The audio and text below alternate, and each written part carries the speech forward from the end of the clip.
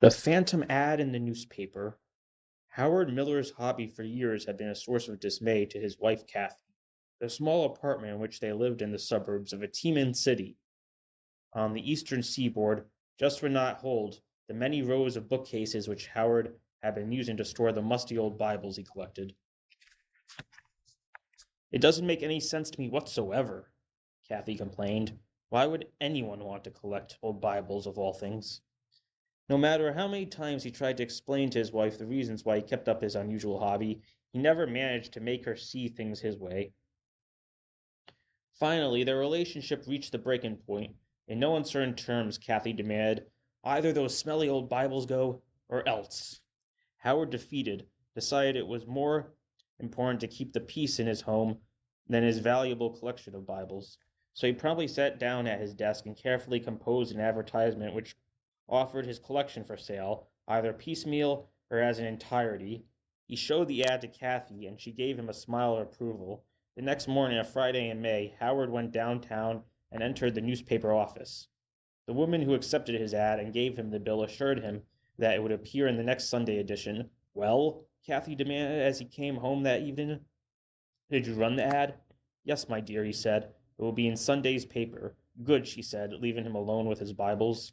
Sunday morning at 9 o'clock, Howard was in the basement repairing one of his wife's lamps when Kathy appeared at the top of the stairs to call him. Someone had come to see his Bibles.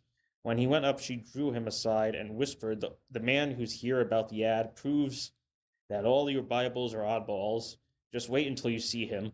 He looks like he's dressed up for a masquerade party or something, with that three-cornered hat, knee pants, and buckles on his shoes." Howard went to see for himself. For once Kathy hadn't exaggerated. If anything, she had understated the man's strange appearance. Not only did he have silver buckles on his shoes, but he was wearing a lace shirt with ruffles and also sported a meticulous Prince Albert beard. "I've come to inquire about the Bibles you advertise," the man said in a surprisingly precise English accent. "May I have your permission to look them over?" Howard was aware of Kathy hovering in the background. He smiled and waved his hand, saying, "Of course, help yourself." As the strangely dressed man quickly passed each row of neatly stacked Bibles, Howard got the impression that he knew exactly what he was looking for. Kathy obviously had the same feeling because she raised her eyebrows and exchanged glances with him. "Ah," the man cried, extracting a huge Bible from one of the shelves. "I do believe this is exactly what I've been seeking. May I examine it a moment?" Flabbergasted because the stranger had selected his most prized possession, a rare Bible that had been printed in London in 1795, Howard was about to voice a protest, but the word from Kathy, "Why, of course you may," silenced him. After the stranger had turned several pages, he closed the book and announced, "I'll take it. How much are you asking?" Howard stammered, "It's worth many hundreds of dollars, but I'll let you have it for $100." "Agreed," the man said, immediately reaching into his coat pocket and withdrawing a small pouch. While Kathy and Howard gaped at each other, the man approached the desk, turned his back to them, and seemed to be counting out the money.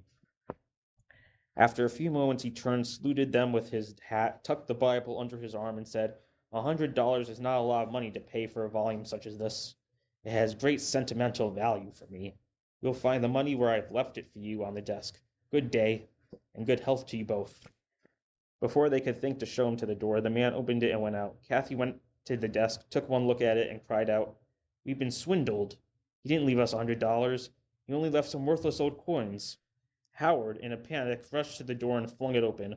A second later, Kathy was beside him. They went outside and looked up and down the street. No one was in sight. The street was deserted. "Where did he go?" Kathy asked. Howard shrugged. He went inside and walked over to the desk. Then he whistled. "Worthless old coins, you said. Just take a look at them, will you?"